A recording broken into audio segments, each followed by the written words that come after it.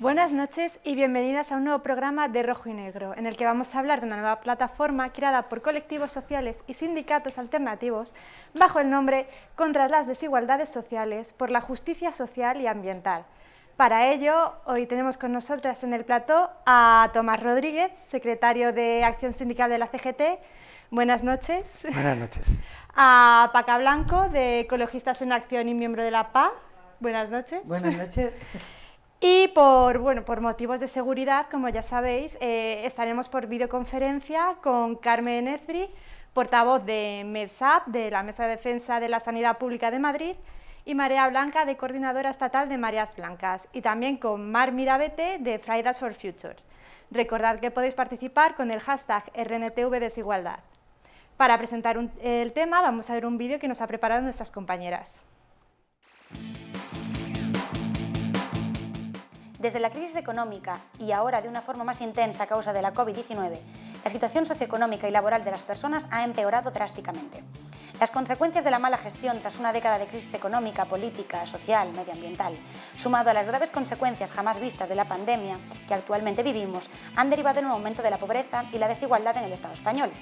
El perfil de la población en riesgo de exclusión social y que vive bajo el umbral de la pobreza también se ha ido modificando y ampliando a otros perfiles sociales. Todas hemos visto cómo las colas del hambre se han ido haciendo cada vez más largas y cómo las autoridades competentes miraban hacia otro lado, siendo los barrios los que han tenido que organizarse para que sus vecinas no se mueran de hambre. Ante esta terrible situación, y más en un momento tan delicado como el actual, los servicios públicos se encuentran tremendamente debilitados y en los casos que más se les necesita han dejado de ser la herramienta fundamental para combatir la pobreza y la brecha entre la población más rica y más pobre. La falta de recursos presupuestarios, los recortes a nivel autonómico y la privatización de la sanidad han dado lugar a un problema estructural que impide que se pueda afrontar esta pandemia. Si observamos el peso del gasto público en sanidad sobre el Producto Interior Bruto en España, vemos que este ocupa el 6,4%, mientras que en países como Alemania es un 9,7%, Austria tiene un 7,7%, Francia un 9,4%, Reino Unido un 9,3%. Además de estas diferencias con países europeos, vemos que no es un dato que tienda a aumentar. La dotación presupuestaria en los presupuestos generales del Estado se ha visto reducida entre 2008 y 2019 en un 4%. Las tasas de paro se han convertido en la herramienta fundamental para precarizar las condiciones de la clase trabajadora, ya que les sirve como amenaza ante despidos, modificaciones sustanciales del contrato, empeoramientos de las condiciones laborales. Según los datos obtenidos del Eurostat, la tasa de paro española es una de las tasas más altas de la zona comunitaria. Si en 2019 el paro estaba en un 14,1%, el segundo país con mayor desempleo después de Grecia, el promedio europeo de la UE27 estaba en el 6,7%. Durante la pandemia, la tasa de paro femenina ha pasado de ser del 20% y la masculina del 16,45%. Del total de la población desempleada, el 12%, unas 397.000 personas, llevan más de un año y el 22%, aproximado unas 345.000 personas, más de 2 años buscando empleo. El paro juvenil, los menores de 25 años, en la última encuesta de población activa, vuelve a alcanzar el 40% y según los datos del Ministerio, el 34% del empleo destruido eran menores de 30 años. Pero no solo el paro es el único problema de la clase trabajadora. La precariedad del mercado laboral se caracteriza por otros aspectos como la temporalidad, la parcialidad, devaluación salarial. De todos los contratos firmados, el 90% son temporales y el 10% indefinidos, un dato que parece enquistarse mes a mes, ya que no parece revertirse. Además, no es una práctica que se concentre en un colectivo específico, sino más bien una dinámica más del mercado laboral. La parcialidad en el empleo se ha incrementado desde el comienzo de la crisis, pasando del 12% del total en 2008 al 14,9% en 2019. La desigualdad salarial y las diferencias entre la vida laboral de hombres y mujeres llevan a que la pensión media de las mujeres sea ahora de unos 599 euros, es decir, un 39% más baja que la de los hombres, de 977 euros al mes.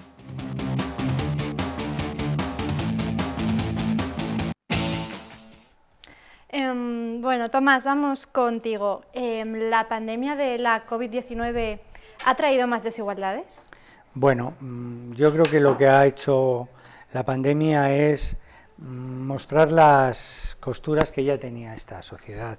La situación anterior a la pandemia para las clases más desfavorecidas y por tanto para la clase trabajadora ya no era precisamente muy boyante. La sanidad, el problema no ha venido dado por la pandemia, el problema de la sanidad estaba en que creíamos que teníamos la mejor sanidad del mundo y resulta que la habían desmantelado con las privatizaciones. Por tanto, era un problema que ya se arrastraba anteriormente. Se ha visto claro también que no estábamos preparados para una formación a distancia. No hay ni la capacitación ni los medios suficientes para poder dar clase a nuestras hijas y a nuestros hijos de forma no presencial. Las reformas laborales, las dos, la del PP y la del PSOE, ya estaban ahí y son las que nos han puesto en dificultades a la clase trabajadora ahora en la pandemia. No son leyes nuevas, ya estaban ahí. Tampoco las pensiones se han revalorizado en este periodo. Se anuncia además que las condiciones para jubilarse van a ser más duras. La pandemia no es que haya sido la causante de la crisis, lo que ha hecho es endurecer las condiciones que ya estaba viviendo la sociedad.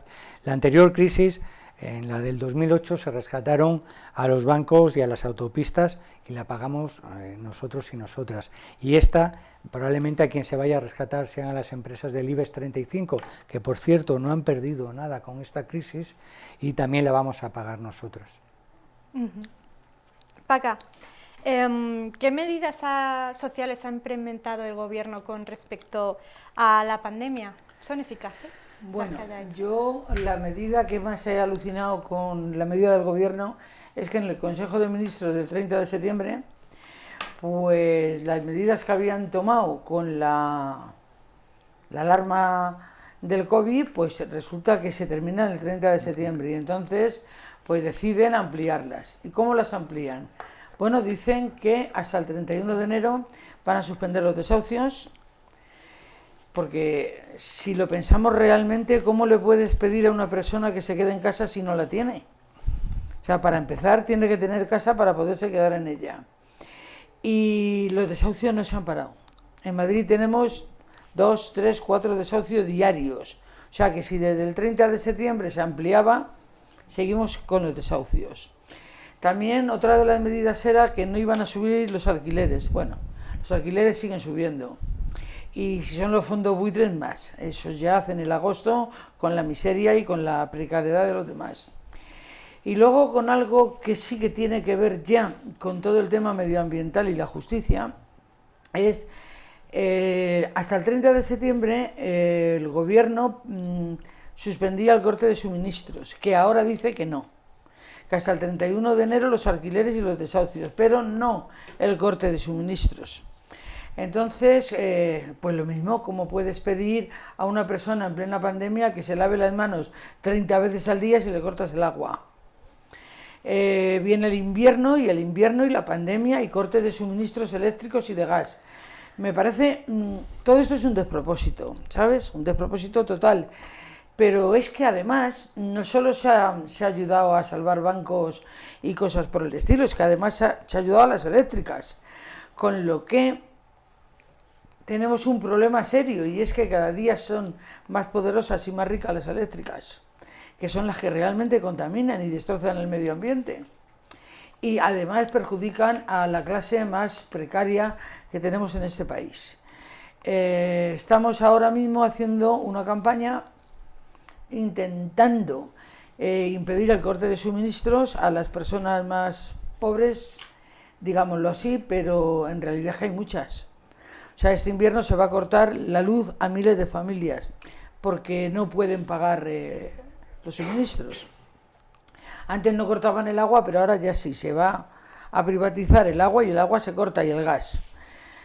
Entonces es que va a ser una pandemia muy dura con las medidas de un gobierno que parece mentira que tengamos un gobierno progresista, entre comillas, y que sea capaz de estar haciendo lo que va a hacer con las clases trabajadoras. Yo estoy muy disgustada con este tema y la campaña que vamos a hacerla durísima. Ya hemos quedado con muchos colectivos, tenemos ya elaborado un manifiesto y una campaña para, bueno, pues para ver qué hacemos con todo ese tema y impedir que se corten los suministros.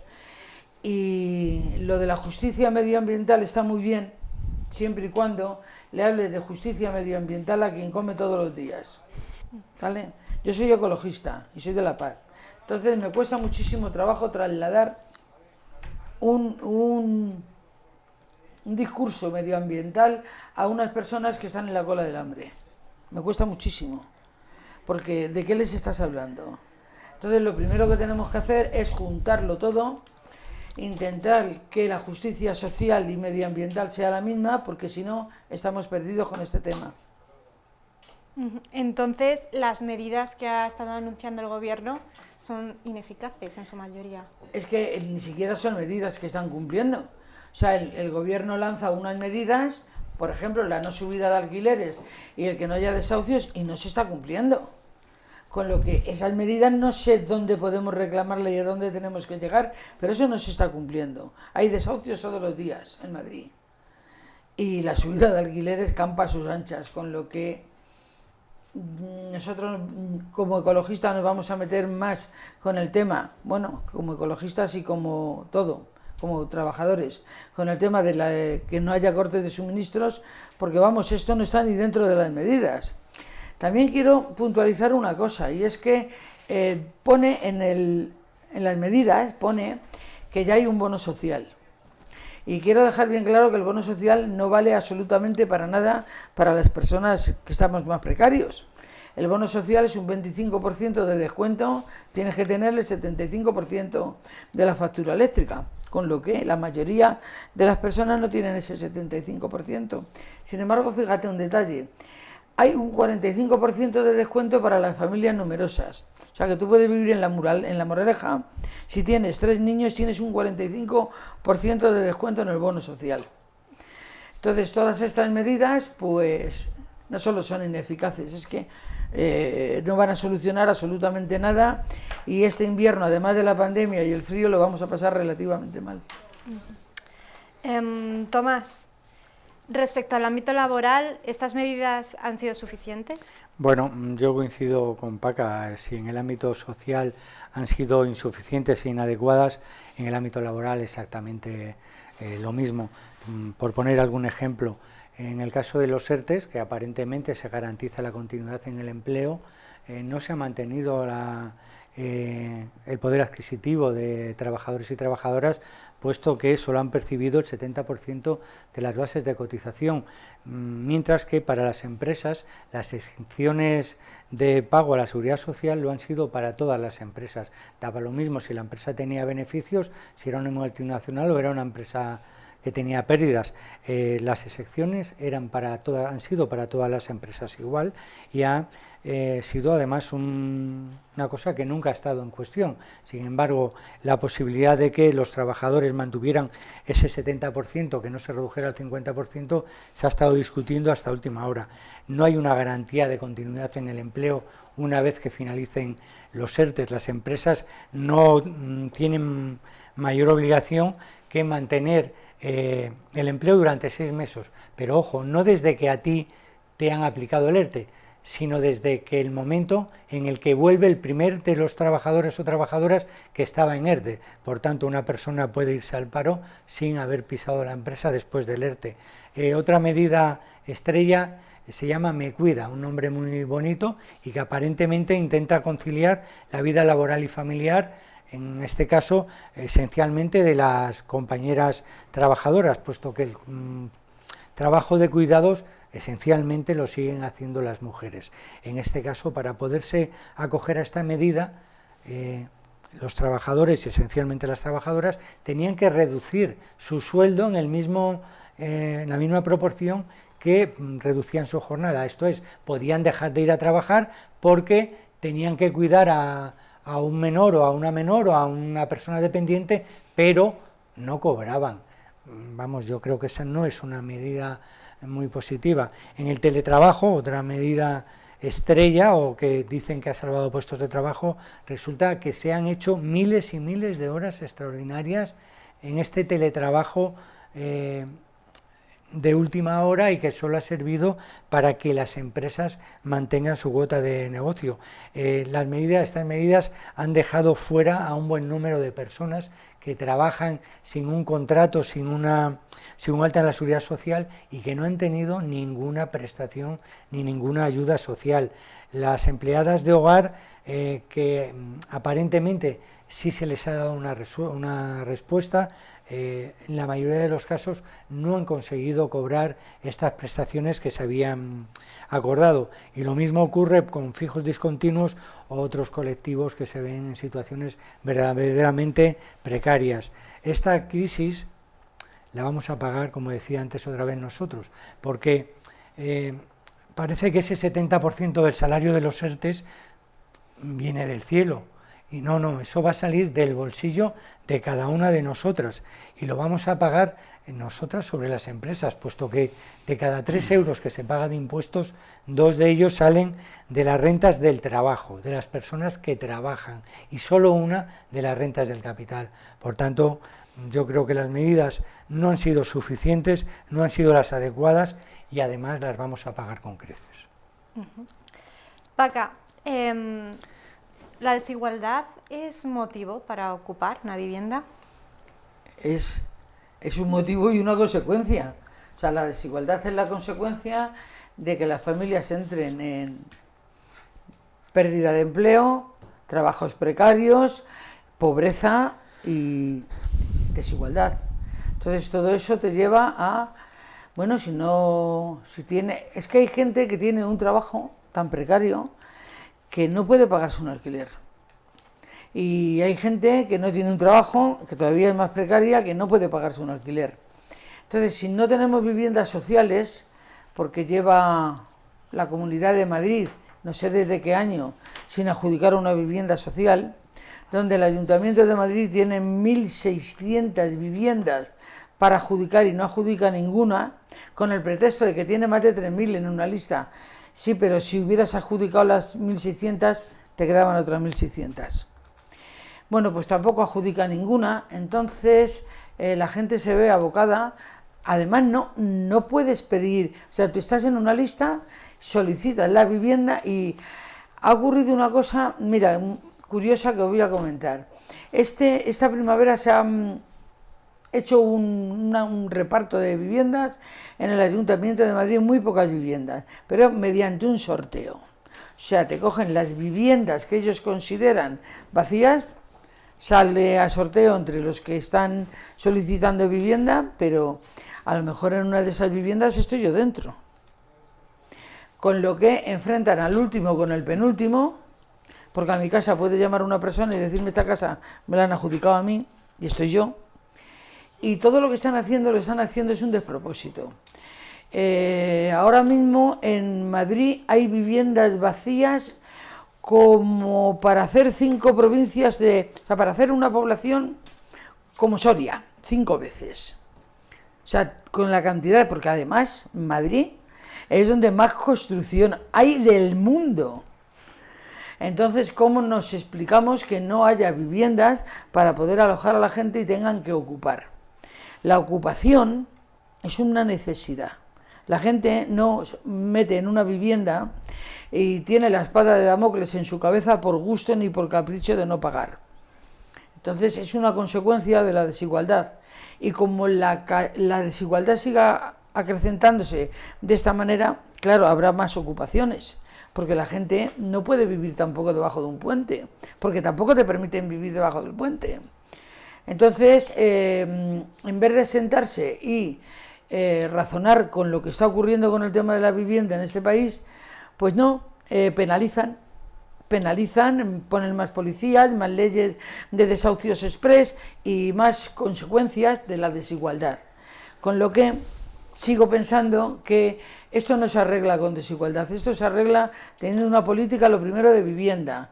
Y comentaros pues que solo en Madrid y en Asturias no hay ley de vivienda. En el resto de España, mala o buena, hay una ley de vivienda que aquí no existe.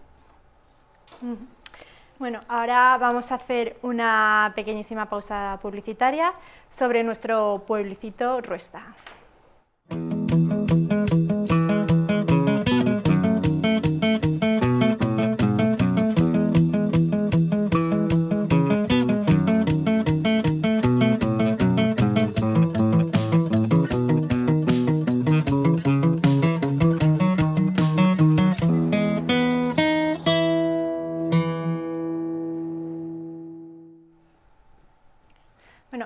ahora vamos a conectar con Carmen Esbri, representante de Mareas Blancas, para que nos hable de su perspectiva desde el ámbito sanitario. Carmen, buenas noches. Hola, ¿qué tal? Buenas noches. Buenas noches. Carmen, ¿crees que las administraciones territoriales han puesto los medios, tanto materiales como humanos, para hacer frente a la pandemia? Bueno, aquí tendríamos que distinguir entre las distintas comunidades autónomas y los territorios, ¿no? Es verdad que partimos de un mismo sistema, que es un sistema totalmente neoliberal en el tema sanitario, que es contra lo que hemos venido luchando durante años, poniendo el énfasis en que la salud es algo súper importante y es un derecho humano, y que la sanidad pública es un sistema público, es un espacio público, es un medio para igualar a las personas, y que además es una posesión de la ciudadanía, porque la paga con impuestos, no está ni siquiera ligado a los rendimientos del trabajo. Dicho esto, y viendo que el panorama puede ser más o menos global, sí que es verdad que hay diferencias entre territorios y que ha habido desigualdades de gran importancia, sobre todo en algunos, como la Comunidad de Madrid, donde no se reúnen los mínimos para haber podido superar esta segunda fase con un poco más de seguridad, ¿no? Y los medios humanos, obviamente, son escasos en todas partes, pero en algunos muy, muy escasos. Y los medios materiales igualmente. ¿Qué pasa? Que además tenemos enfrente a los grandes lobbies de la sanidad pública, que están amparados por gobiernos neoliberales y que venían ya dando dando su impacto en la sanidad pública, descapitalizándola en todos los servicios.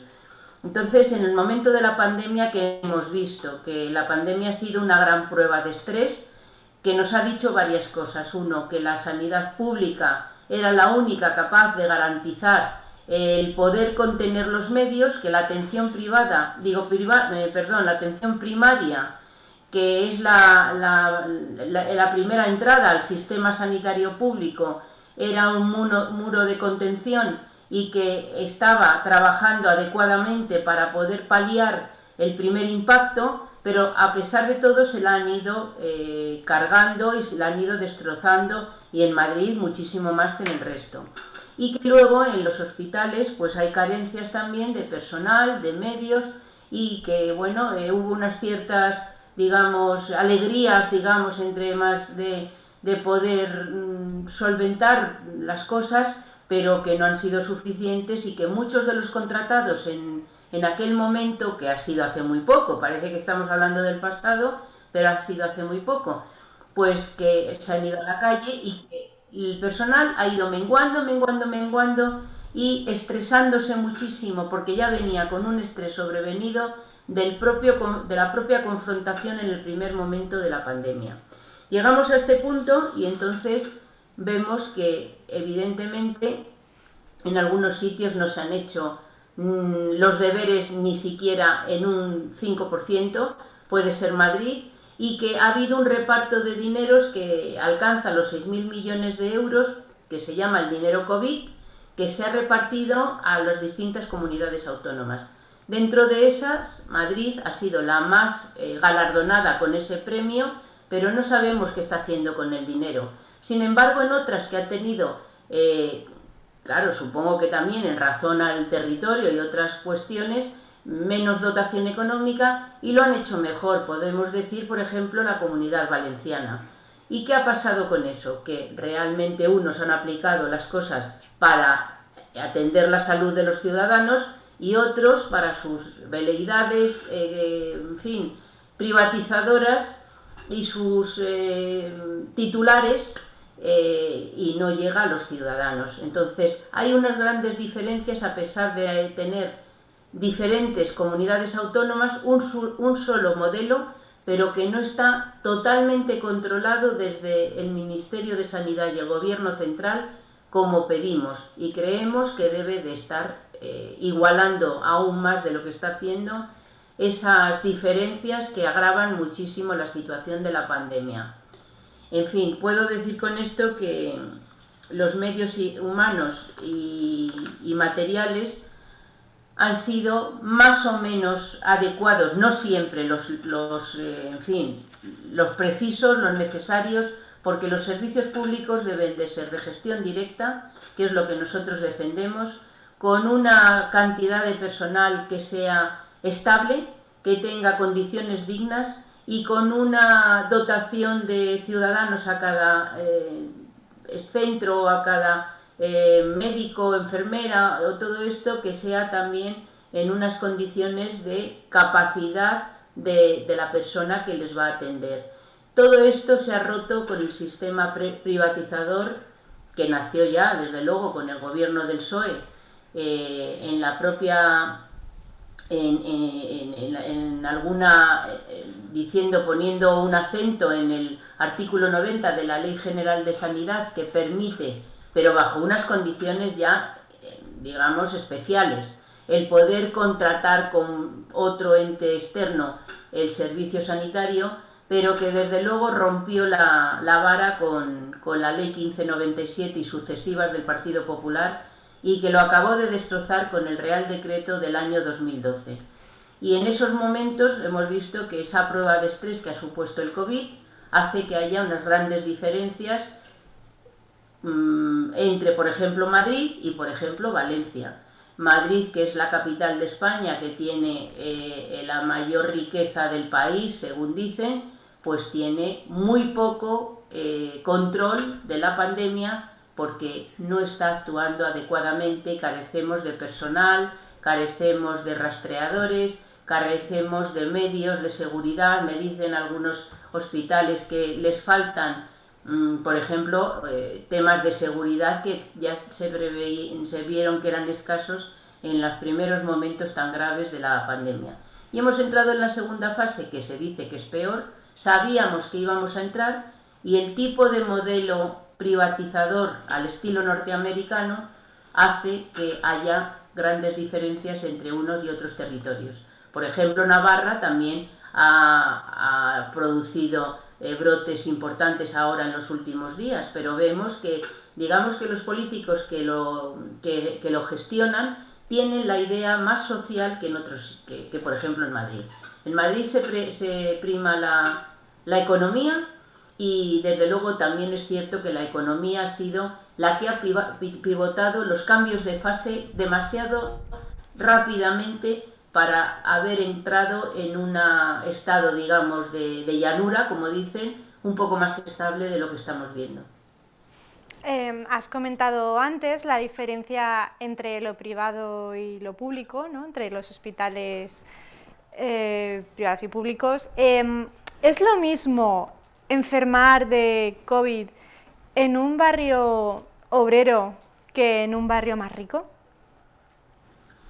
Bueno, son dos cosas distintas, los hospitales públicos y privados, porque el problema cuando yo hablo de los hospitales privados es que han descapitalizado lo público y se han llevado muchos servicios hay hospitales que son para públicos, por así decirlos, que son los hospitales PFI, que tienen gerencia pública, pero todo el personal es privado, al revés, gerencia privada, pero todo el personal es público, y en cambio están los totalmente privados, pero que están atendiendo a personal de la zona, que van allí como si fuera un hospital público. Respecto a la respuesta que has dado, efectivamente, yo en principio tengo que decir que es lo mismo, porque el COVID no elige, ¿no? Digamos que la captación de la infección la pueden adquirir todo el mundo de la misma manera. Bueno, de la misma manera, entrecomilladamente. No es lo mismo infectarse en un trabajo muy precario que infectarse en una manifestación por Núñez de Balboa, ¿no? Por ejemplo, que se va un poco también de juerga, ¿no? Pero luego están las condiciones de vida de unos y otros. Es verdad que en las zonas donde hay más precariedad, el problema habitacional es muy importante, como decía la compañera de ecologistas. ¿Por qué? Porque, claro, las dimensiones de las viviendas son más pequeñas, vive mucha gente en una vivienda. A la hora de tener que hacer el confinamiento de una persona, el aislamiento en un lugar que tiene que ser un lugar donde pueda hacer todo, incluso pueda tener un baño solo para ella, no es posible en este tipo de viviendas. Entonces es muy difícil, es muy diferente. También es verdad que si se tienen que trasladar en servicios públicos que están multihacinados, que no se ha hecho nada para solventar el problema del metro y del autobús, mucho más en el metro, y se van con grandes masas de población, pues obviamente hay más posibilidades de contaminarse que si uno va en un coche privado y lo pone en un parking o lo ponen al pie del trabajo y no tiene problemas, ¿no?, de traslado. Y claro, luego está el problema de efectivamente de otros medios que tiene que tener, como es el poderse lavar con frecuencia, el poderse asear, en fin, el tener unas condiciones de estar bien cuidado. Según en qué lugar y en qué espacio viva, pues no es lo mismo. Y no es lo mismo, por ejemplo, a estas personas que han venido a cubrir, a cubrir trabajos de agricultura, como son las personas que han venido, pues yo que sé, a la uva, a distintos sitios del territorio, que vienen ya contratados y bueno, están en unas precariedad de casas que les proporcionan. No es lo mismo, porque obviamente están más hacinados, con menos recursos y con menos posibilidades de aislarse, ¿no? Entonces la dificultad de la clase se marca por ahí, y el COVID por eso se dice que ataca más a las personas más vulnerables, más pobres, ¿no? Más pobres. Y luego está el tema de las más vulnerables. Tenemos muchas personas vulnerables, como son los grandes, las personas mayores, los que viven en residencias, por ejemplo, que han estado muy abandonadas porque el mismo sistema capitalista que ha potenciado y ha puesto en manos de empresas multinacionales, residencias, no ha controlado nada. O sea, aquí digamos que el servicio público y la salud, que son fundamentales, ha estado totalmente metido en un cajón porque no interesaba. Entonces las dificultades han sido grandes y lo hemos visto con la gran prueba de estrés del COVID, que ha sido un fracaso, el modelo sanitario público que han destrozado, el modelo privado que no ha colaborado, que son esas otras empresas que ahora están pidiendo poner la mano y que les paguen por los lucros cesantes, y que no han hecho nada. Lo que han hecho es, bueno, colaborar, si es que han colaborado, que tenemos dudas en ello porque se les están pagando muy buenos dividendos. Y luego está también el fracaso de las comunidades autónomas, que no han sido solidarias entre ellas, y que tenemos a esta señora de Madrid y a la Comunidad de Madrid, que dice que Madrid es España y España es Madrid, y con eso se queda, pero no entiende que Madrid es, y la forman los madrileños y madrileñas, y que ella se debe a la salud de todos ellos. Entonces, todos ellos, sin mirar ni religión, ni sexo, ni, en fin, nada, ni siquiera clase, ni siquiera, mayor o menor posibilidad económica. Carmen, ¿me podrías comentar brevemente si se está dando la misma atención a las otras enfermedades, además de la COVID? Pues no se está dando la misma atención. Es más, no se está dando casi ninguna atención.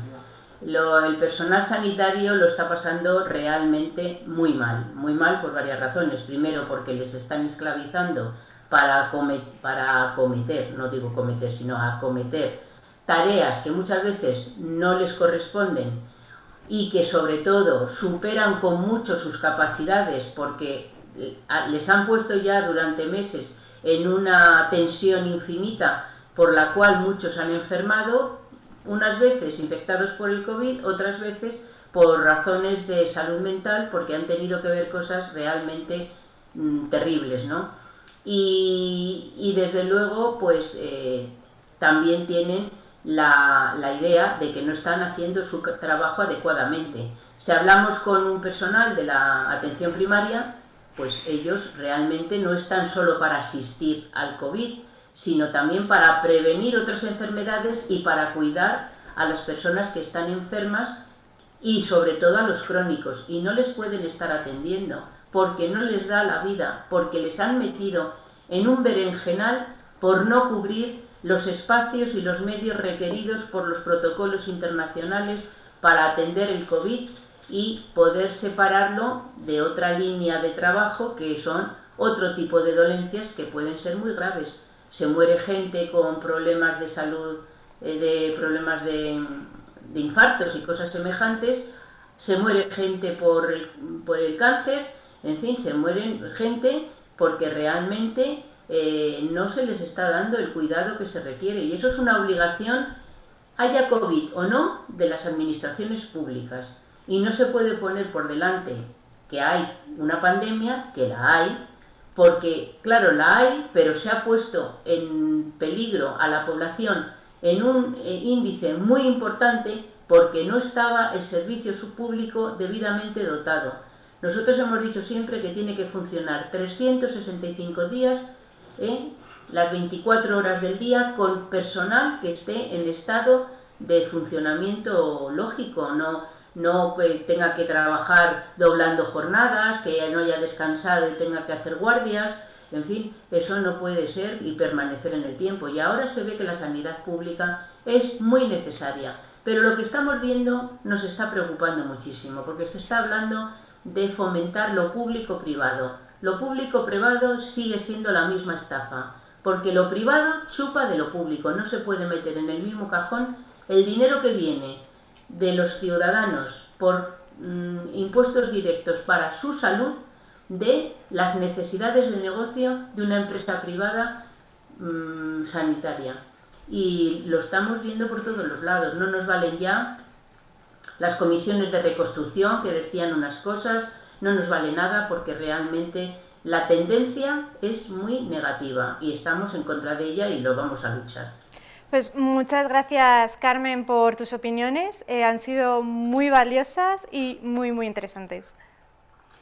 Muchas gracias a vosotros y a vosotras. A ti.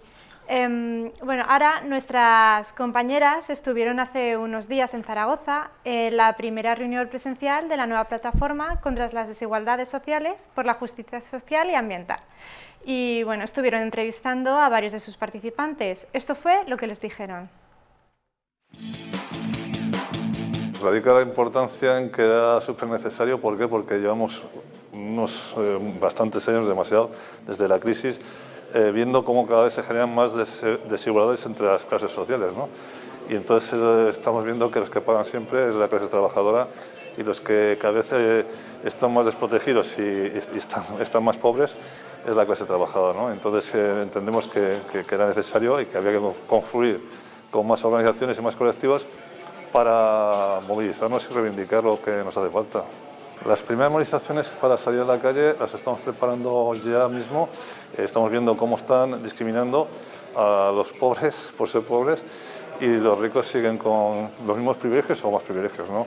Entonces entendemos que hay que empezar a movilizarse ya y esperamos que en octubre convocar una huelga general en la Comunidad de Madrid y que esa huelga general se acompañe con más movilizaciones en todo el Estado para hacer saber que no nos vamos a quedar quietos y dejar que ejerzan ese tipo de represión contra la clase trabajadora.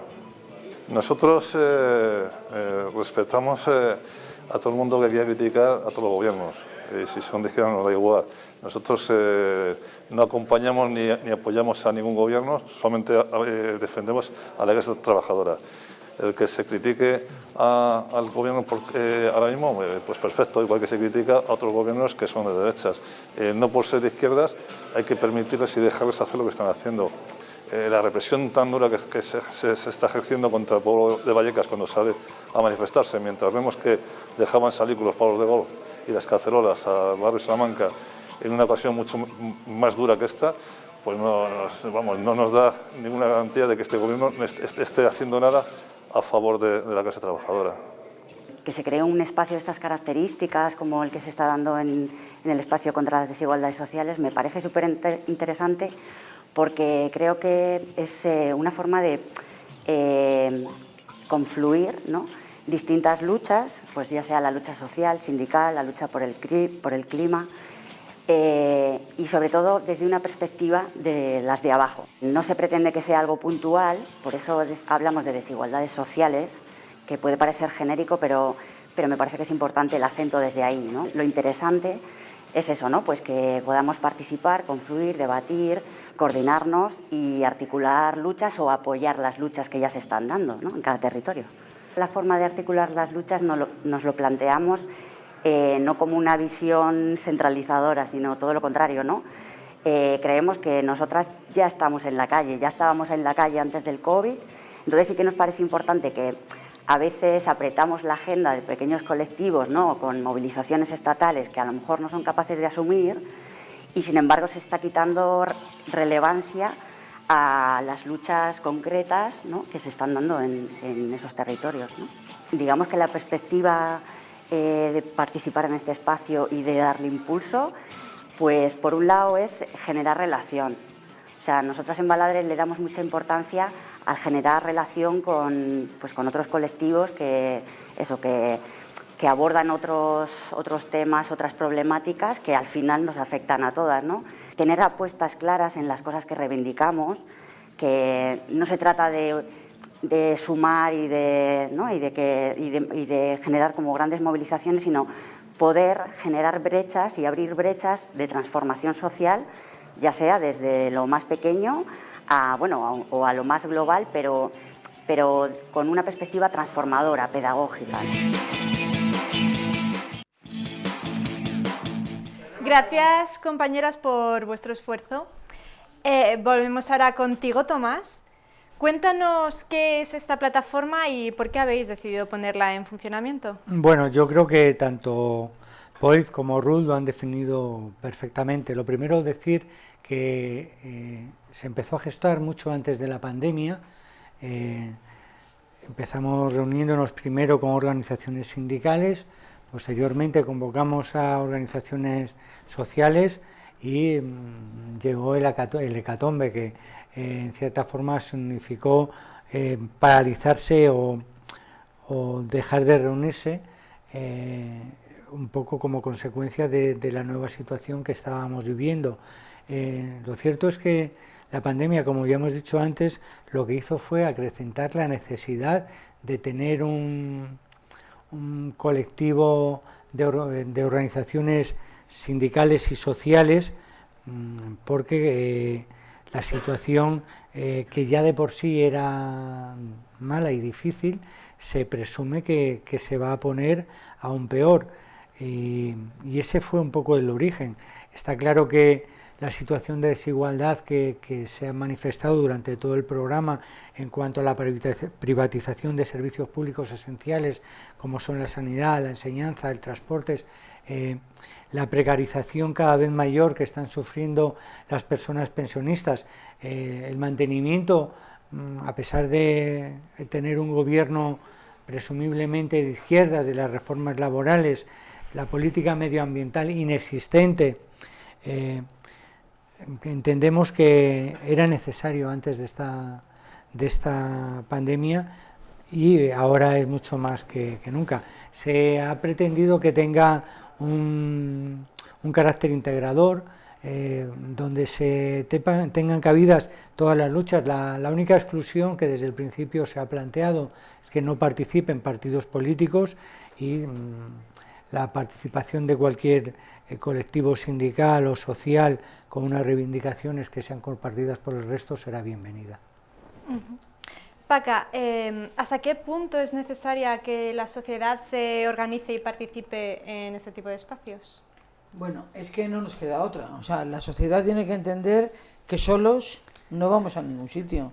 Nos tenemos que organizar con otros colectivos, con otros movimientos, y la unión es la que va a hacer la fuerza. Y realmente cuando organizas, como estamos organizando ahora, lo del tema que no corten los suministros, pues lo tienen que respaldar todos los colectivos y movimientos sociales que se puedan ver afectados o que quieran colaborar con la gente que les puede ocurrir esto. No hay otra solución, nos tenemos que meter en estas plataformas, tanto en la plataforma esta por la desigualdad, como en La Paz por la vivienda, como en Ecologistas en Acción por el medio ambiente. Tenemos que estar todos unidos porque lo que nos espera es muy duro, a todos los niveles. Y creo que no nos va a quedar otra que unirnos y estar en todas las plataformas que tengamos que estar, todos los colectivos y todos los movimientos. Bueno, ahora vamos a dar paso al briconsejo que nos ha preparado Ángela este mes. Hola a todas y bienvenidas al briconsejo. La pandemia global que nos sobrevino a principios de este año ha evidenciado lo vulnerables que somos, pero también las grandes diferencias de clase y las desigualdades que existen en nuestro primer mundo. Nuestros modélicos estados de derecho, las ejemplares democracias en las que nos dicen que tenemos garantizados privilegios y libertades, no fueron ni ideados ni creados para paliar la necesidad de todos los seres humanos. En realidad se establecieron para proporcionar el bienestar de unos cuantos a costa del sufrimiento de unos muchos. Con la llegada de la nueva normalidad, hemos comprendido que otra vez seremos las mismas de siempre las que pagaremos muy caro sus políticas de recortes y austeridad a las que nos llevan condenando durante décadas. En estos meses también hemos podido comprobar lo que durante mucho tiempo veníamos afirmando. Las desigualdades sociales son la consecuencia directa de este modelo de sistema sobre el que pretenden que nos acostumbremos, convenciéndonos a nosotras mismas de que las cosas están dadas para las de nuestra clase y no hay modo de revertir tanto sufrimiento. Las élites políticas y económicas no nos han dado tregua, al contrario, saben que somos reemplazables y por eso nos han obligado a que tengamos que enfrentarnos a la enfermedad en esta crisis sanitaria mundial, sin recursos, sin medios y casi sin esperanzas. Desde CGT creemos que esta situación solo puede acabarse con la lucha organizada de la clase trabajadora, desde la calle y uniéndonos contra la precariedad, la explotación y cualquier injusticia que se derive de la acción capitalista y patriarcal del sistema sobre nuestras iguales. Es por ello que desde hace meses venimos participando activamente en el impulso de un nuevo espacio transversal de luchas. Como bien dicen algunas de nuestras invitadas al programa de esta noche, todas estas personas y organizaciones que estamos promoviendo este espacio contra las desigualdades no es que hayamos aparecido ahora, sino que venimos de lejos. Realizamos un llamamiento a toda la sociedad, pensionistas, estudiantes, trabajadoras precarias, explotadas, personas migrantes, de todo, a confluir en este espacio que a modo de escudo contra sus leyes mordazas, su represión, sus políticas de miedo, servirá de contrafuerte para cimentar la sociedad que pretendemos para las generaciones futuras. Acordaros de darle like, comentar abajo y compartir por todas las redes sociales. Un besito, hasta la próxima y bienvenidos a la nueva temporada. Muchas gracias, Ángela, por tus consejitos. Tomás, ¿es el momento de quedarse en casa o hay que seguir luchando? Bueno, yo creo que es más necesario que nunca estar en la calle. Esta pandemia no nos puede paralizar. Obviamente hay que guardar las medidas de distanciamiento, habrá que tomar las medidas sanitarias necesarias para no contagiarnos, pero lo que no podemos es conformarnos con la situación que nos están planteando. La gente va a trabajar a los centros de trabajo, la gente ocupa todos los días los metros y los transportes públicos de forma masiva. Por tanto, no podemos tener miedo a salir a la calle a reivindicar aquello que nos es necesario. Acaban de aprobar un ingreso mínimo vital que no cubre las mínimas necesidades ni llega prácticamente a un porcentaje ínfimo de la población que lo necesita. Es la hora de luchar por una renta básica de las iguales, es la hora de luchar por la derogación de las reformas laborales, es la hora de luchar por unas pensiones justas y suficientes para todas. Yo creo que es el momento de estar en la calle. Paca, ¿qué tiene de cierto la campaña antiocupas en los medios de comunicación? ¿Hay una cierta estigmatización? Totalmente. Además es que, lo voy a decir alto y claro, la mayoría de las cosas que están diciendo los medios de comunicación, sobre todo Telecinco y Antena 3, es mentira. O sea, es mentira. Tú, a ver, la ley está hecha ya.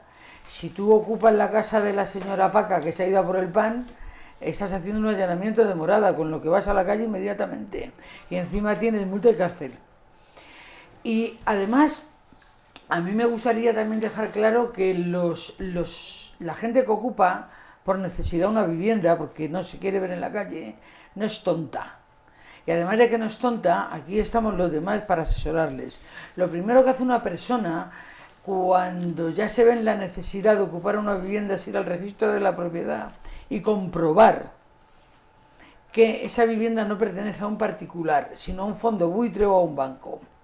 Y entonces cuando ha comprobado que pertenece a un fondo buitre o a un banco, es cuando puede ocupar la vivienda.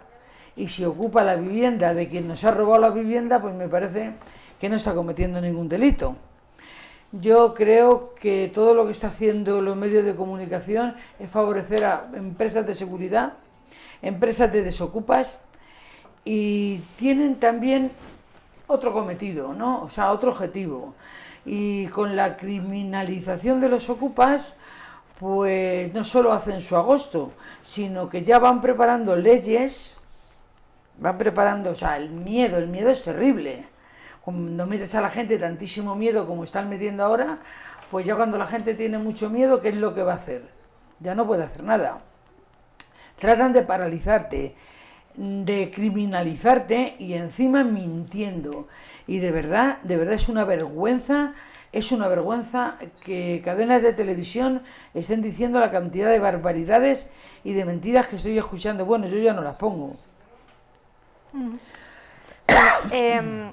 Ahora conectaremos con Mar por vía telefónica de Fridays for Future para que nos dé su visión desde el punto de vista medioambiental, ya que a principios del confinamiento vimos cómo las ciudades y la naturaleza no volvió a tener ese renacimiento, ese esplendor que hacía años que nunca vimos. De hecho, en Galicia ha habido avistamiento de orcas y hay problemas con orcas. Mar, ¿estás con nosotros? ¿Todavía no? Vale, pues si queréis alguno de vosotros añadir algo. Sí, bueno, yo quería hablar del tema este que estábamos comentando, porque es tal la criminalización y el miedo que están metiendo a la gente que de verdad alguien tiene que romper ya una punta de lanza de cara a las personas que tienen que estar viviendo de una manera ilegal, porque no se les permite vivir de una manera legal. O sea, lo mismo que estamos reconociendo que la gente va a trabajar hacinado en el metro, y estamos hablando de una pandemia, pero van hacinados a trabajar en el metro, estamos hablando de que a una persona que va a trabajar en el metro hacinado, que gana 1.000 euros, no se puede pagar un alquiler. Entonces, todas estas cosas que están haciendo los gobiernos, que no solamente nos están metiendo miedo con la pandemia, miedo con los ocupas, nos están metiendo miedo con todo. ¿Qué es lo que pretenden? Eso, que nos quedemos en casa, y que no salgamos a la calle porque hay una pandemia y hay unas medidas de seguridad y está la policía y los militares en la calle, pero yo creo que si no nos mata el virus, nos va a matar la miseria, con lo que debemos de salir a la calle y luchar por nuestros derechos, que nos los están quitando. Cada día hay una vuelta de tuerca más para intentar recortarnos más derechos y cada día estamos viviendo peor y en peores condiciones. Y lo peor es que encima atemorizados. Entonces yo recomiendo que tenemos que vivir con el bicho y sin el bicho, y que más bichos son los que nos están haciendo vivir de esta manera. Bueno, ya por fin hemos podido contactar con Mar después de varias incidencias. Podemos hablar con ella por teléfono. Mar. Hola. Hola, buenas noches. Buenas noches. ¿Se me escucha bien? Sí, bueno, un poco raro. Vale. Durante el confinamiento, ¿no? Como he comentado antes, vimos el renacer de la naturaleza y una mejora significativa del medio ambiente. ¿Es posible revertir la destrucción que estamos llevando a cabo desde los últimos 50 años? Pues lo que has dicho es cierto. Durante el confinamiento pudimos ver ciudades con aire limpio, ciudades vacías, donde las emisiones de CO2 bajaban debido a que toda producción, economía y consumo no esencial estaban paralizados, ¿no? Pero también cuando hablo de ciudades sin contaminación, me refiero también a la contaminación atmosférica como la contaminación acústica. Entonces, es como que esta crisis sanitaria nos ha llevado a pensar que nos iba a traer un mundo más verde, un mundo más ecológico. Y no, porque es una manera poco sostenible y poco duradera de conseguir realmente bajar las emisiones de CO2. Es más, cada vez estamos viendo y hemos visto como últimamente más desastres naturales, como por ejemplo son pues los incendios de California o las inundaciones en Yakarta, y seguimos con las altas temperaturas y vamos, que vemos como durante todos estos meses las emisiones de CO2 no han descendido, no han ido bajando. Entonces, seguimos en escenarios donde se están aplicando las mismas lógicas dominantes y destructivas hacia la naturaleza. Entonces, respondiendo a tu pregunta, no es posible revertir el cambio climático. Lo que sí que se puede hacer es evitar que este sea irreversible, es decir, podemos mitigar sus consecuencias y podemos podemos intentar no llegar al punto de no retorno. El punto de no retorno sería ese en el que la temperatura mediana global del planeta Tierra alcanzaría o superaría el 1,5 grados. Si esto pasara, se activarían los puntos de no retorno del planeta Tierra, haciendo así que el clima sea muchísimo más inestable y que las temperaturas vayan subiendo, porque el planeta Tierra en sí mismo se iría calentando. Es decir, aunque nosotros parásemos estas emisiones, si la temperatura global del planeta Tierra asciende al 1,5 grados, el planeta Tierra se calentaría solo y nos llevaría a escenarios donde las temperaturas medianas del planeta Tierra globales serían superiores a 3 grados. Y esto tenemos que entender cómo estas subidas de temperaturas son incompatibles con la vida, llevándonos a escenarios donde la habitabilidad del ser humano del planeta sería altamente cuestionada. Mar, ¿cuánto tiempo nos queda y cuáles son las medidas imprescindibles que deberíamos adoptar para frenar el cambio climático? Pues referente a esta pregunta, vimos como hace cuestión de semanas en muchísimos periódicos salía la noticia de un reloj que con marcha atrás, que cuenta hacia atrás, en Nueva York, ¿no? Este reloj marcaba 7 años y unos 100 días, un poquito más de 7 años. Pues este es el tiempo que nos queda para que el calentamiento global y la contaminación no generen efectos irreversibles. Es decir, nos quedan 7 años para intentar no llegar al punto de no retorno y reducir las emisiones de CO2 un 55% en 2030.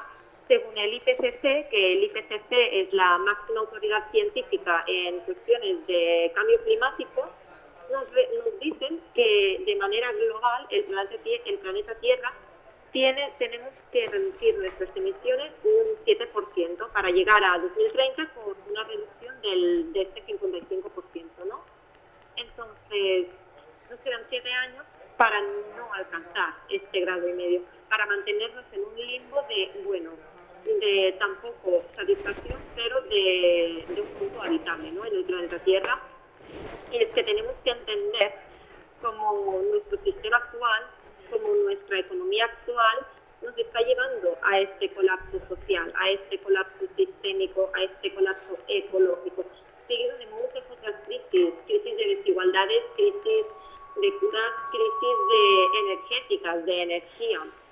Tenemos ahora mismo un sistema de producción y consumo insostenible, porque se basa en un crecimiento ilimitado de la economía, en un crecimiento ilimitado del PIB, en el querer crecer, que en cambio no tiene en cuenta a las personas ni la realidad geofísica del planeta Tierra.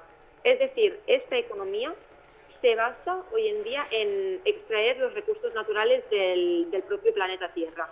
Pero cuando yo digo extraer, no quiere decir coger, sino destruir el planeta Tierra, destruir sus ecosistemas para sacar a la fuerza estos recursos naturales para poder beneficiarnos nosotros en cuestiones materiales, para poder producir. Pero es que estas producciones ya ya van altamente cargadas con emisiones de CO2 y de gases contaminantes en la atmósfera. Es decir, no solo estamos destruyendo sus ecosistemas y estamos destruyendo el planeta Tierra, sino que además de destruir lo que nos da oxígeno y lo que nos mantiene en vida, estamos mandando cantidades desmesuradas de CO2 en la atmósfera, provocando así el aumento de la temperatura, ¿no? Y es que, como ya he dicho, esta economía, nuestro sistema actual, se basa en la idea de dominación y destrucción de ecosistemas, para, por ejemplo, implementar fábricas o macrogranjas, viéndose así reflejada la deforestación, ¿no? Entonces, la solución es simple, pasa por dejar de producir tanto, pasa por empezar a pasarse a las energías renovables, teniendo en cuenta que estas no tienen el mismo alcance energético que las combustibles fósiles, pero es que las combustibles fósiles ya se están agotando. Entonces tenemos que hacer esta transición a las renovables, lo queramos o no, pero entender que estas energías renovables también van acompañadas con límites energéticos es esencial para entender que no podemos seguir produciendo y no podemos seguir viviendo de la manera que lo hemos estado haciendo ahora mismo. Es como que el mismo sistema que nos precariza laboralmente y que nos hace aumentar las desigualdades sociales es el mismo que nos está llevando al colapso ecológico, ¿no? Así que vuelvo a decir que la solución es simple, pasa por entender que si nuestra producción y nuestra subsistencia depende del planeta Tierra, nos tenemos que adaptar a su realidad, a sus límites y entender que su destrucción es nuestra destrucción. Así que dejar de creer en este crecimiento económico, dejar de creer que el aumento del PIB es símbolo de bienestar, porque no lo es símbolo también de seguir un cuento ficticio, de creernos que podemos seguir creciendo ilimitadamente en un planeta con recursos finitos y limitados. Muchas gracias, Mar, pese a los inconvenientes, por tu aportación, que ha sido de gran importancia y muy valiosa. Muchas gracias. Bueno, como ya sabéis, ahora siempre al final del programa deberíamos pasar nuestra agenda rojinegra, pero por la pandemia no se están programando actos estos días.